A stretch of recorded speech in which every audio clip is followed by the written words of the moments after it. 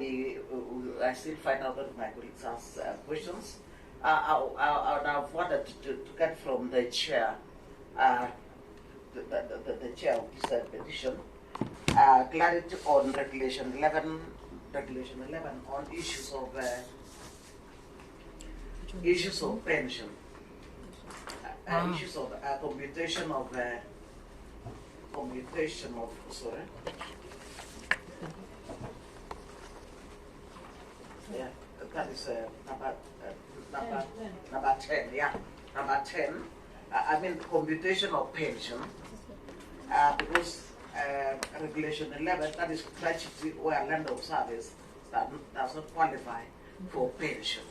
So looking at this, obviously we are aware of the bill that is was already out there, only that did not, it lapsed. Yeah.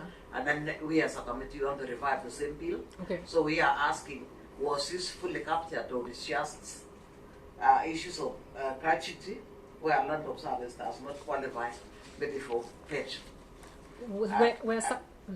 Sorry, and then what are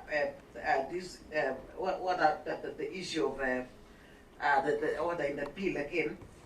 We have all the issues that you presented in that petition. Oh no. There's a lot that can be able to be added onto the bill. Okay. It was a pretty good one, but there's a lot to be added. Okay, so. Yes, Madam Chair. Chair. Yes. Just allow me to comment. One, I really want to thank the petitioners for coming before the Senate it's actually an eye-opener for us to know what exactly is happening, in the armed forces. And I want to say that it is also good that we have interacted with the real people who have gone through the real issues, where the shoe pinches most. And I want to say that, Chair, it is something that we really need to move with speed and ensure that we come up with the bill, and that bill needs to be revived so that we go through it. It can be a bill from the Labour Committee, and then we also have public participation, so that you also come in and see whether your issues have been captured. Because if these issues you've raised are captured in law, then I think will make life even better for the armed forces, because we are talking about psychosocial issues, they can be captured. We are talking about the issue of pension, they can be captured.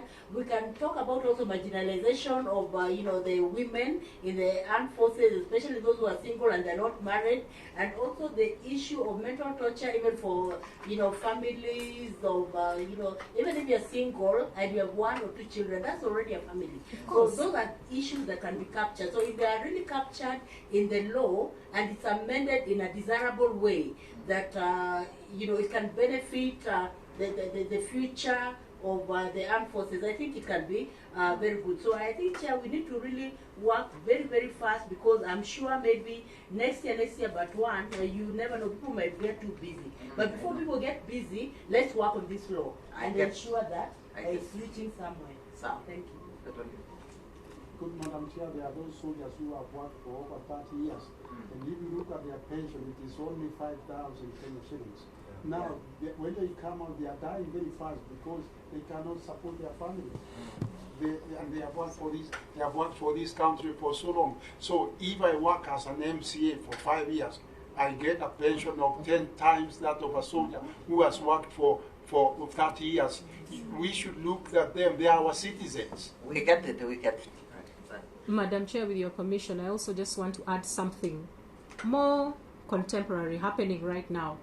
Today is the 3rd of February, of March, and pension has not been paid. So there is nobody to ask, there's nobody to follow up with, there's nobody to tell you what's happening, you just sit and wait. I get it. And maybe there was one question that skipped my mind. Do you have, once you are separated from the military, are you allowed to associate? So, association of retirees, are you allowed to associate? No, we are not, Madam Chair. It's not said, it's not spoken. It's just when you leave, the door is shut behind you. So you're treated like a stranger. Yes, and that's why I was talking about before. The training actually brings about that wolf pack mentality. It's what you operate in, and that's why a lot of people actually get depressed after service, because we're actually not used to being alone. Yeah. Chair, I just want to find out, the delay in the pension, is it just for this month, or it is an issue that is habitual? As a pensioner, it is a habitual issue. I think we have It's an challenges. habitual. There are those who have left and they have stayed for 3-4 years even without getting their pension. Yeah. It's not something to hide. And also, as you have asked about that social, 3 to 4 years. yes, as you have asked about the social gathering and all this, it is only this time it is picking up because of social media. Okay. As most of us are, Connected. interacting, and that's how we came here. Somebody like us, that's how I knew about this. But also, you have to know. I wouldn't hide it. You are operating with very dangerous resource, because these are highly trained people who are there just left like that. So it is very dangerous for our country, and we should think about very much But Chair, from, with seriousness. Chair, from what he's talking about and what she's talking about, I think there's lack of a re-entry program for for them to be socialized in the society, because they are no longer thinking like civilians. That's being civilian has been removed from them through training. Yeah. So I think somebody mentioned that it takes them 1 year to debunk what was actually the And when you leave, you cannot even be allowed to get into that officer's mess or that corporal's mess or anywhere. You are a stranger. You're a threat. Oh, threat. Okay. Okay, so Thank you, Chair. I think today we were to listen to the petitioners, and as somebody has said, you have truly opened us, opened our eyes, opened our view, because when you're in the military, or you are in some sort of club, an exclusive club that the rest of us have no access to. That is why it is important to have parliament, and it's important that you have come to us.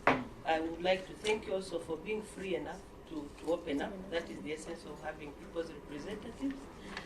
Asanteni sana. I will not say anything more. Oh, thank you, my Senator Petal. So, but I think what it is that